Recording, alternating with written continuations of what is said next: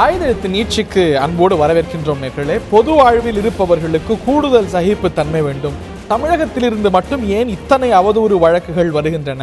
அரசு இயந்திரம் அவதூறு வழக்குகளை தாக்கல் செய்வதற்கு ஏன் இவ்வளவு பயன்படுத்தப்படுகிறது என்று உச்ச நீதிமன்றம் கேள்வி எழுப்பியிருக்கிறது. தமிழக முதலமைச்சர் சார்பாக திரு விஜயகாந்த் மீது பதியப்பட்ட வழக்கு தொடர்பான விசாரணையின் போது உச்ச நீதிமன்றம் இந்த கேள்விகளை வெளியிட்டிருக்கிறது. Quite strong observation. இதுல பல கேள்விகள் எழுகிறது. ஒரு உச்சவரம்பு இவ்வளவு வழக்குகள் தான் ஒரு அரசோ இல்லாட்டி ஒரு தனிநபரோ போட முடியும் அப்படிங்கிற வரம்பு இருக்கிறதா?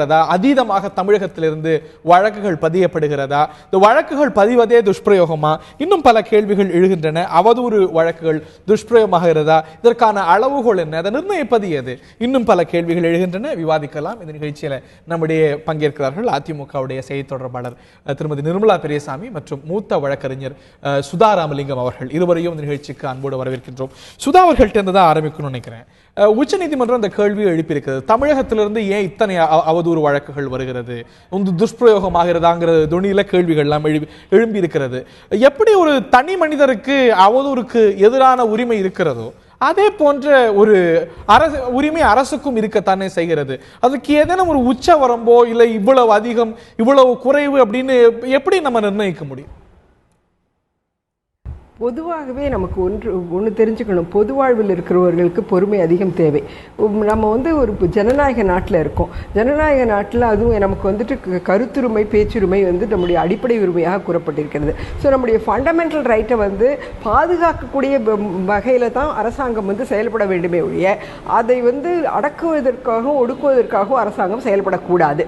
நம்முடைய பேச்சுரிமையினுடைய ஒரு பாகமாகத்தான் நம்ம இதை பார்க்க முடியுமே ஒழிய டிஃபமேஷன் அவதூறு வழக்குகள் அப்படின்னு ஒவ்வொருத்தரும் பேசுகின்ற ஒரு பேச்சைக்காக வேண்டியே போடுவது என்பது நிச்சயமாக ஒரு சரியான ஒன்றாக நான் பார்க்கவில்லை. நீங்க பார்த்தீங்க அப்படின்னு சொன்னா ஒரு ஆப்போசிஷன் குரலே இல்லாமல் இருக்கணும் அப்படிங்கிற ஒரு சூழல்ல தான் இன்னைக்கு நம்முடைய அரசாங்கம் நடந்து கொண்டிருக்கிறது. யாருமே மாறுபட்ட கருத்தை சொன்னா அவங்க கட்சிக்குள்ள கூட எல்லாரையும் வெளியில தள்ளிடுறாங்க. அவதூறுங்கிறது வேற இல்லையா? இந்த மூல வழக்கு பார்க்கும்போது இல்லைங்க, டிசென்ட் தான் அவதூறாக நம்முடைய அரசாங்கம் பார்க்கிறது. எந்த ஒரு நிஜமான அவதூறை நாம் பார்க்கவே இல்லை. ஒவ்வொரு டிசென்ட்டையும் அவதூறாக சொல்லுவதாகத்தான் நம்ம பார்த்துக்கிட்டு. விஜயகாந்த் எம்எல்ஏக்களுடைய எண்ணிக்கையை சொல்லி முதலமைச்சர் பேரை சொல்லி முதலமைச்சரும் 150 திருடர்களும் அப்படின்னு சொன்னா இது அவதூறா கருத முடியுமா? அப்படி கருதாம வேற எப்படி யாரும் கருத முடியும்? ஒரு நபரையோ திருடர்கள் ஆகிவிடுகிறார்களா? அது சொன்ன உடனே அவர்கள் திருடர்கள் ஆகிவிடுகிறார்களா? இல்லையே. நிச்சயமாக பிரசிடென்ட் ஆஃப் இந்தியாவையோ நீதிபதி தலைமை நீதிபதியும் சொல்லி எண்ணிக்கையும் சொல்லி இவ்வளவு திருடர்கள் அப்படின்னு சொன்னா எந்த இன்ஸ்டிடியூஷன் எப்படி பார்க்கும்? அப்படித்தானே ஒரு முதலமைச்சர் ஒரு இன்ஸ்டிடியூஷனும் பார்க்க முடியும். இந்த இன்ஸ்டிடியூஷன்ங்கிறது பார்க்க வேண்டியது பேசுபவருடைய நிலையை பார்க்க வேண்டும். ஒன்று. இரண்டாவதாக அந்த கருத்தினால் யாருக்கு எப்படி பாதிப்பு ஏற்படுகிறதுன்னு பார்க்கணும். இவர் திருடர்கள்னு சொன்ன உடனே அவங்களுடைய ரெப்யூட்டேஷன் கீழே வந்துருதா? இல்லையே. ரெப்யூட்டேஷன் பாதிக்கப்படக்கூடிய அளவுக்கு யாராவது பேசினால்தான் அதை நம்ம அவதூறு வழக்காக பார்க்க முடியும். இங்கே ரெப்யூட்டேஷன் பாதிக்கப்படுகிற அளவுக்கு இல்லை. ஒன்று. இரண்டாவதாக நம்ம ஊர்ல நடக்கக்கூடிய கரப்ஷனை பார்த்தோம் அப்படின்னு சொன்னோம்னா திருடர்கள்னு சொல்றது ரொம்ப சின்ன வார்த்தை தான் நான் நினைக்கிறேன். நிரூபிக்கணும், ஆதார பூர்வமா சொல்லணும். நீங்க ஒரு ஊழல்வாதின்னு யாரையும் சொல்ல முடியாது. இது நிரூபணமாகாம ஒருத்தர் சொல்லும்போது அது அவதூறு இல்லாம வேற என்ன? நிரூபணம் செய்வது என்பது எங்கே போய் நிரூபிக்கணும்னு சொல்றீங்க? நீங்க நிரூபிக்கிறதுங்கிறது கோர்ட்ல போய் நிரூபிக்கிற பொழுதுதான் அது எவிடன்ஸோட நிரூபணம் செய்ய வேண்டும். எந்த ஒரு அவதூறு வழக்கும் கூட நீங்க பாத்தீங்க அப்படின்னு சொன்னா அது உண்மையாக இருக்கும் பட்சத்தில் சொல்லப்பட்ட கருத்து அது அவதூறாக கொள்ளப்படாது என்பதுதான் அந்த கோர்ட்டுக்கு தானே அவங்க டிசென்ட் கிரஷ் பண்றாங்க. டெமோக்ரஸியை கிரஷ் பண்ணாங்கன்னா வேற எந்த அன்கான்ஸ்டிடியூஷன் மீனிங் எடுத்துக்கல. அரசியலமைப்பு சட்டம் அரசுக்கும் தனிநபர்களுக்கும் வழங்கி இருக்கக்கூடிய அந்த ஒரு சட்டப்பூர்வ வாய்ப்பு தானே அரசு பயன்படுத்துது, முதலமைச்சர் பயன்படுத்துறாங்க. At the drop of the hat போகணுமா? ஒன்று. இரண்டாவதாக பப்ளிக் லைஃப்ல இருக்கக்கூடியவர்கள் இந்த அரசாங்கத்தை அவருடைய கையில வைத்துக் கொண்டிருக்கிற ஆளும் கட்சியினர் இதை மாதிரியாக ஒரு குரல் வலையை அமுத்தக்கூடிய நெருக்கக்கூடிய ஒரு சட்டத்தை அவர்கள் கையில் எடுக்க வேண்டுமான்னு பார்க்க வேண்டும். ஒன்று. இரண்டாவதாக கருத்து சுதந்திரம், right to freedom of speech and எக்ஸ்பிரஷன்ங்கிறது நம்முடைய அடிப்படையான உரிமை. நம்முடைய அடிப்படை கடமை. அதுல ரீசனபிள் ரெஸ்ட்ரிக்ஷன்ஸ் அதே அரசியலமைப்பு சட்டம் இல்லன்னு சொல்லவே இல்ல. அந்த ரெஸ்ட்ரிக்ஷன் எந்த அளவுல இருக்கணும், அந்த ரெஸ்ட்ரிக்ஷனை எப்படி மீறுவதாக கருதும்போது எக்ஸெப்ஷனே இல்லாமல் இருக்கிறது. அது எல்லை தாண்டுவதாக அரசு இருக்கும்போது அவதூறு வழக்கு தாக்கல் செய்யுது. இன்றைக்கு எக்ஸெப்ஷன் தான் ரூலாக நாம் பார்த்து கொண்டிருக்கிறோமே ஒழிய ரூல எக்ஸெப்ஷனாக இல்லை. நம்ம நிச்சயமாக ஒரு டெமோக்ராட்டிக் கண்ட்ரியில் நம்முடைய ஜனநாயகத்தில் எதிர்ப்புகளை ஏற்றுக்கொள்ளக்கூடிய ஒரு மனப்பக்குவம் நமக்கு வேண்டும். இன்றைக்கு நம்முடைய படத்தையும் விரயம் பண்ணிக்கிட்டு இருக்காங்க, டயத்தையும் விரயம் பண்ணிக்கிட்டு இருக்காங்க, லேபரையும் விரயம் பண்ணிக்கிட்டு இருக்காங்க. எவ்வளவோ பாசிட்டிவ் ஒர்க் பண்ண வேண்டிய நேரத்தில் இந்த அவதூறு வழக்குகளை போட்டுக்கொண்டு ரொம்ப சிறுபிள்ளைத்தனமாக நடந்து கொண்டிருக்கிறார்கள் தான் நான் சொல்லுவேன். எதிர்ப்புகளை விமர்சனங்களை நிச்சயம் ஒரு அரசு ஏற்கணும், ஆனா அவதூறுகளை ஏற்கணுமாங்கிறது தான் கேள்வி. நீங்க வந்து இவ்வளவு இது அவதூறாவே நம்ம பார்க்க முடியும். எது அவதூறு? It is a subjective thing.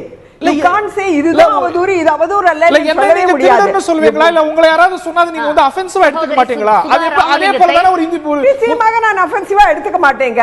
நான் என்ன திருடன்னு சொன்னா நான் திருடன் ஆகிட மாட்டேங்கிறது தான் என்னுடைய வாதமாக நான் பார்க்கிறேன். என்ன ஒருத்தர் எதையாவது ஒன்று சொல்லிட்டாங்கிறதுனால நான் அதுவும் ஆகி விடுவேனா? ஆக மாட்டேன். ஒன்று. இரண்டாவது, நான் எந்த விதத்தில் அதனால குறைந்து விடுகிறேன், எனக்கு எந்த விதத்திலையும் நான் குறைந்து விடுவதாக நான் எனக்கு தோணலை. நம்ம வந்து எதை ஒருவனையும் பார்க்கறதுல இருந்து இருக்கு. everything is also in the eyes of the beholder. அப்படி அஃபெண்ட் ஆகிறதுக்கான வாய்ப்பு உங்களுக்கு இருக்கு, உரிமை இருக்கு. அதே போல அது அவதூறாக கருதி வேற எங்கேயும் இல்ல, வழக்காடு மன்றத்துக்கு போறதுக்கான உரிமையும் இதே சட்டம் தான் உங்களுக்கு கொடுத்திருக்கு.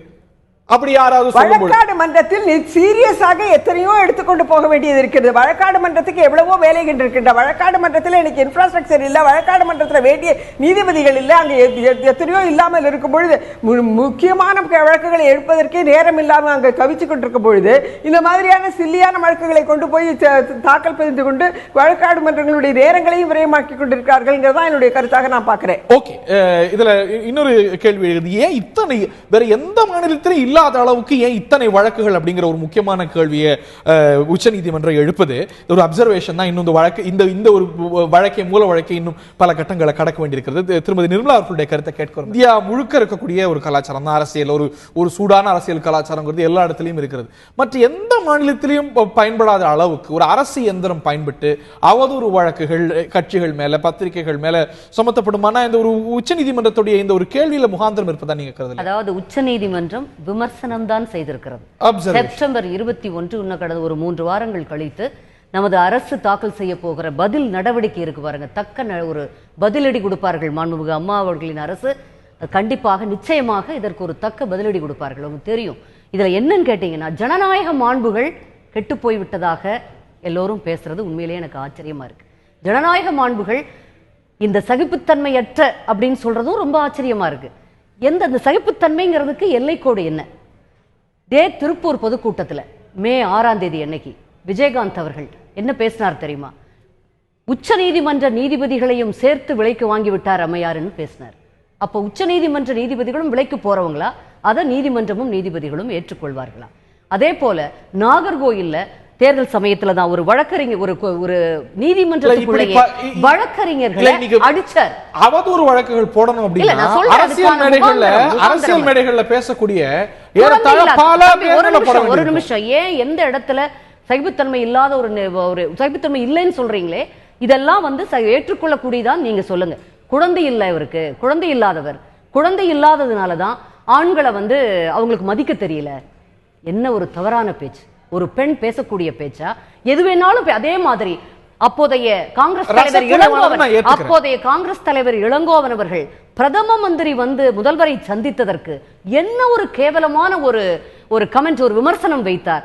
அதையெல்லாம் எப்படி ஜனநாயகம் ஏற்றுக்கொள்கிறது? இந்த மக்கள் ஏற்றுக்கொள்வாங்க கேட்டா தனிநபர் விமர்சனம் அல்ல, தனிநபர் அல்ல, ஒரு பெரிய கட்சியின், நாட்டின் 3வது பெரிய கட்சியின் தலைவர் மட்டுமல்ல, இந்த மாநிலத்தின் முதல்வரை பற்றி பேசும்பொழுது அரசு அதற்காக ஏதாவது ஒண்ணு பண்ணணும். நாங்க ஒண்ணு பின்னாடி குண்டாஸ் அனுப்பல. உடனடியாக இரவோடு இரவாக தினபூமி ஆசிரியர் மணிமாறனையும் அவருடைய மகனையும் அவர்களுக்கு என்ன என்று கேட்க போன அந்த கம்யூனிஸ்ட் தோழர் கருப்பையா அவர்களையும் ராத்திரியோடு ராத்திரியாக சிறைப்பிடித்ததை போல அல்ல. தினகரன் பத்திரிகையில் 3 பேர் கொல்லப்பட்டார்களே, அப்படி அல்ல.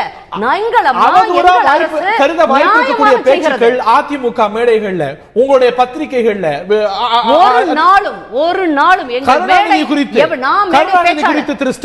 நட்சத்திர மேடை பேச்சாளர் ஒவ்வொரு மேடைக்கும்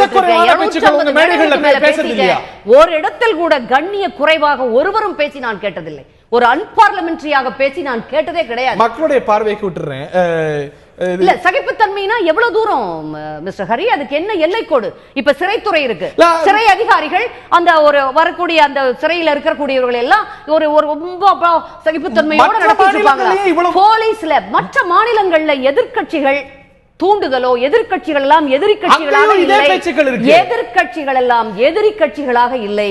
இங்கே ஒரு பெண், எனக்கு மாண்புமிகு உச்ச நீதிமன்ற நீதிபதிகளை கூட நான் அவர்களை விமர்சனம் செய்யல, அவங்களே கூட பெண் என்ற ஒரு இலக்காரத்தில் பார்த்து விட்டார்களோ? இவ்வளவு பெரிய பதவியில் இருந்தும் ஒரு பெண் என்பதால் இப்படிப்பட்ட ஒரு விமர்சனம் வந்ததோ என்று உண்மையிலேயே உள்ளம் பதைக்கிறது. இதை எப்படி இதையும் வக்காலத்து வாங்கி பல பேர் பேசுகிறார்கள். ஜனநாயக மாண்பு எந்த இடத்தில் இங்கே கெட்டு போய் விட்டது? நாங்கள் என்ன எங்கள் அரசாங்கம் செய்து சில உதாரணங்களை சொன்னாங்க. காங்கிரஸ் மாநில தலைவர் சொன்னது, திரு விஜய் சகோதரி சுதா ராமலிங்கம் அவர்கள் ஏற்றுக்கொள்கிறார்களா? ஒரு பெண் என்றும் பாராம வைக்கப்பட்ட விமர்சனங்கள் இதெல்லாம் ஒரு எந்த ஒரு தனிநபரும் அவதூறா கருதி போறதுக்கான வாய்ப்பு இருக்கிறது. அப்படிங்கும் போது ஒரு பப்ளிக் லைஃப்ல இருக்காங்க, it is also corresponding to reputation. அப்படிங்கும்போது அந்த ஒரு லீகல் ரிகோர்ஸ் எடுக்கிறது எப்படி தவறாக முடியும்? என்னை பொறுத்த வரைக்கும் இந்த மாதிரி பேசுவது யாருமே பேசக்கூடாதுன்னு நினைக்கிறவ தான். எல்லாருமே ஒரு லிமிட்டோட எல்லாருமே வந்துட்டு ஒரு டிக்னிஃபைடாக பேசணுங்கிறது தான் விரும்பக்கூடிய ஒன்றாக இருக்கிறது. ஆனால் நிச்சயமாக நம்முடைய கலாச்சாரத்தில் நம்முடைய அரசியல் வாதிகள் அதை மாதிரி பேசுவதில்லை. அண்ட் என்னை பொறுத்த வரைக்கும் மேடம் பேசினது சரியாக நான் நினைக்கல. ஏடிஎம்கேயுடைய மேடைகள்லையும் அசிங்கமாக பேசுவதை பார்க்கிறோம், டிஎம்கே மேடையிலையும் அசிங்கமாக பேசுவதை பார்க்கிறோம். மற்ற ஸ்டார் ஸ்பீக்கர்ஸில் பல பேர் மற்ற கட்சிகள்ல இருந்து இந்த மாதிரி பேசுவதை நாம் பார்த்துக் கொண்டிருக்கிறோம். இது சகஜமான ஒன்றாக ஏற்றுக்கொள்ளப்படுகிறது. இதை யாருமே பொருட்டாக நினைப்பதில்லை. கேவலமான பேச்சுக்கள் என்பது எல்லாருடைய மேடையிலும், எல்லா கட்சியினுடைய மேடையிலும்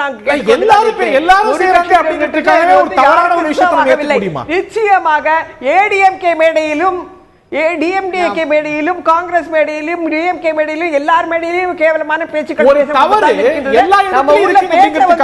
யாருமே ஒரு பெருசா எடுத்துக்கிறது கிடையாது. அது தீயினால் சுட்ட புண் உள்ளாரும் மாறாதே தாவினால் சுட்ட பேசுற அதுக்கு ஒரு நெகட்டிவ் கான்சிக்வென்ஸ் இருக்க வேண்டாமா? போயிடுச்சுங்க. அதுக்கு ஒரு நெகட்டிவ் கான்சிக்வென்ஸ் இருக்க வேண்டாமா? நீங்க கோர்ட்டுக்கு போகணும்னு அவசியம் கிடையாது.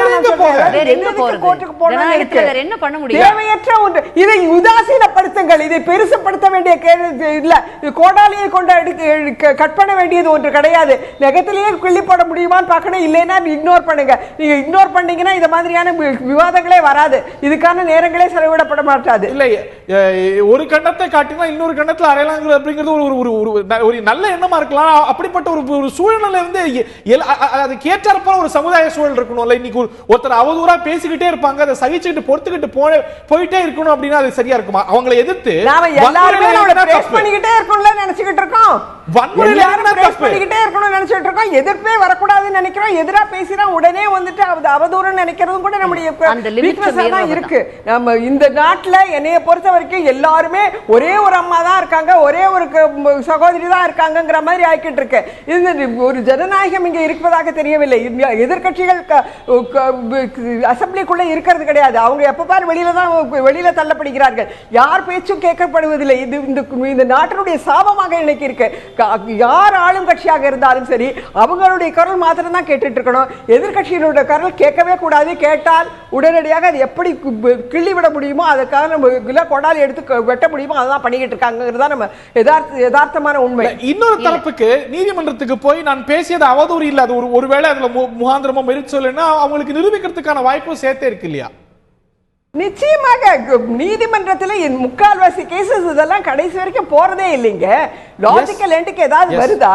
கேஸே நடக்காது. இதெல்லாம் ஒரு சார்ஜ் ஷீட் போட்டதோட சரி, அதுக்கப்புறமா எந்த சாட்சியும் கொண்டு வர மாட்டாங்க, எதுவும் பண்ண மாட்டாங்க. அதுக்கப்புறம் அரசாங்கம் மாறும், அதுக்கப்புறமா அதை வித்ட்ரா பண்ணிக்கிட்டு போயிடுவாங்க. இதான் யதார்த்தத்தில் நடந்துகிட்டு இருக்கு. ஆரம்பத்தில் வரக்கூடிய அந்த ஜோரா கைத்தட்டுறதுங்கிறதும் அதுக்கு பிறகு அதை பத்தி யாருமே யோசனை பண்ணாம இருக்கிறது தான் இன்றைய நடைமுறையாக இருந்து கொண்டிருக்கிறது. 90% மேல கேஸ்ல இன்னும் கூட அதிகமாக நிஜமாவே ஒரு கன்விக்ஷன்ல ஒரு லாஜிக்கல் எண்டுக்கு போறதே கிடையாது. இன்னொரு முக்கியமான கேள்வி நீதியரசர் எழுப்புவது அரசு இயந்திரம் பயன்படுத்துறது பத்தி. உங்களுக்கு டிஃபமேஷனுக்கு எதிராக போராடுறதுக்கு உரிமை இருக்கு, எனக்கு இருக்கு, ஒவ்வொரு தனி மனிதனுக்கும் இருக்கு. அரசு இயந்திரம் இந்த அளவுக்கு இதுல இறங்கணுமா அப்படிங்கறத எழக்கூடிய கேள்வி. இன்னைக்கு திரு சுப்பிரமணியன் சுவாமி தொடர்ந்து இந்த வழக்கிலேயே இது ஒரு கிரிமினல் குற்றமாவே இருக்கக்கூடாது அப்படின்னு அவர் சொன்னார்.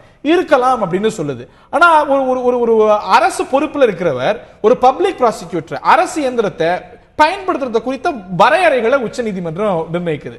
அவர் ஒரு அரசு செயல்பாடு சார்ந்து செய்யும் பொழுது அது பற்றிய அவதூறுகளுக்கு அரசு இயந்திரம் பயன்படுத்தப்படலாம், பப்ளிக் ப்ராசிக்யூட்டர் பயன்படுத்தலாம். ஆனா மேல இருக்கக்கூடிய தனிப்பட்ட விமர்சனத்துக்கு அவர் ஒரு தனிப்பட்ட நபரா, ஒரு அரசு அதிகாரி, ஒரு சீஃப் மினிஸ்டரோ ஒரு எம்எல்ஏ, ஒரு தனிப்பட்ட நபரா போலாமே தவிர ஒரு பப்ளிக் ப்ராசிக்யூட்டர் பயன்படுத்துறது குறித்த கேள்விதான் எழுது. நம்ம தனிப்பட்ட விமர்சனங்களுக்கும் சேர்த்து பப்ளிக் ப்ராசிக்யூட்டர் பயன்படுத்த. தனிப்பட்ட விமர்சனம்னா மாண்புமிகு முதல்வர் அம்மா அவர்கள் தனிப்பட்ட நபர் அல்ல, இந்த மாநிலத்தின் முதல்வர், ஒரு அரசு ஊழியர்ல நம்பர் 1 பொசிஷன்ல இருக்கிறவங்க.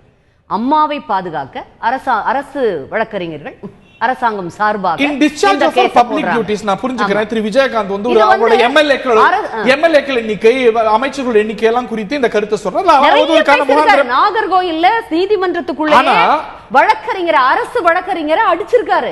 விழுப்புரத்துல நீதிமன்றத்துக்குள்ள எல்லாத்தையும் அடிச்சு பார்த்தசாரதிங்கிற அவருடைய சகா அவரையும் சேர்த்து அடிச்சாரு. விஜயகாந்தும் இதெல்லாம் மிக மோசமானது.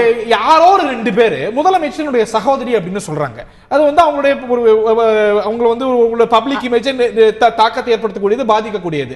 அங்க தமிழக முதலமைச்சர் ஜெயலலிதா அவருடைய இமேஜுக்கான ஒரு களங்கம் ஏற்பட்டதா அவங்க கருதுறாங்க. அங்க ஒரு தனிப்பட்ட நபரா கோர்ட்டுக்கு போகணுமா, அங்க அரசு வழக்கறிஞர் போகணுமா அப்படிங்கறத கேள்வி.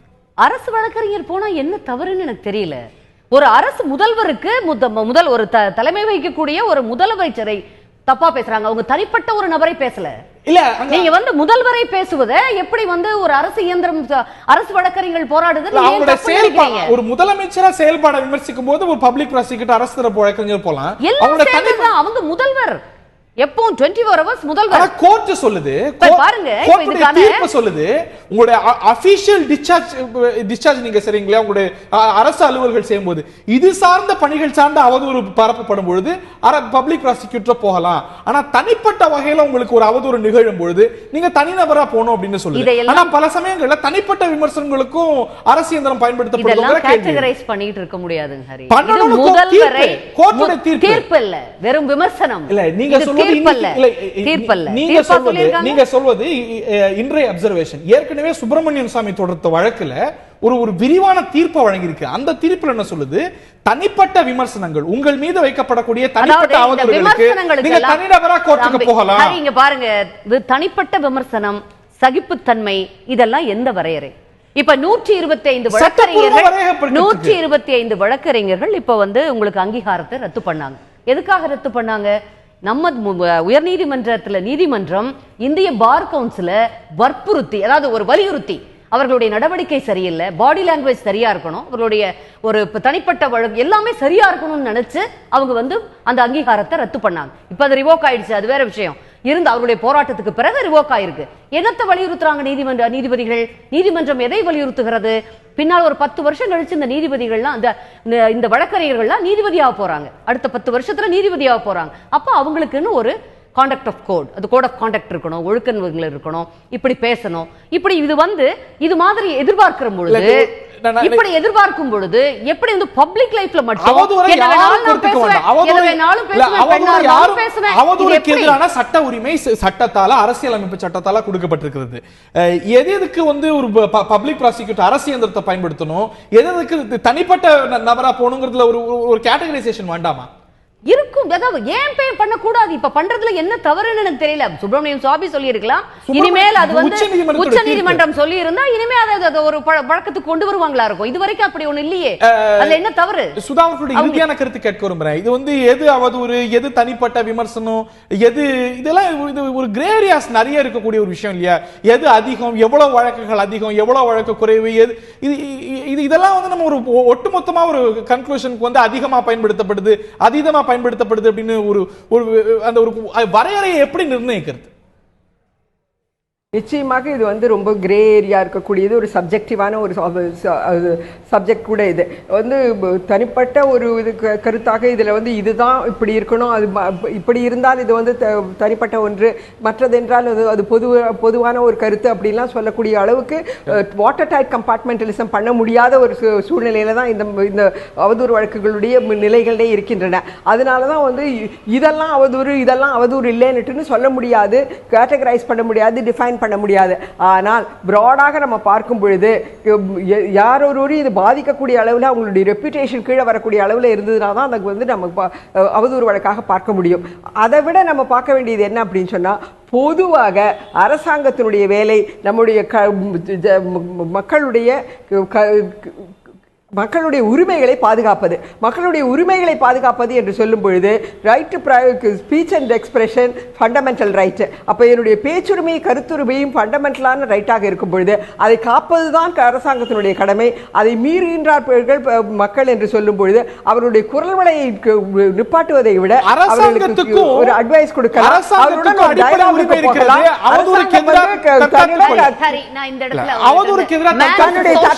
கிடையாது, இதுல தற்காப்பு ஒன்றுமே இல்லை. இவங்களால இந்த பேச்சினால birds break no bones அப்படினாங்க.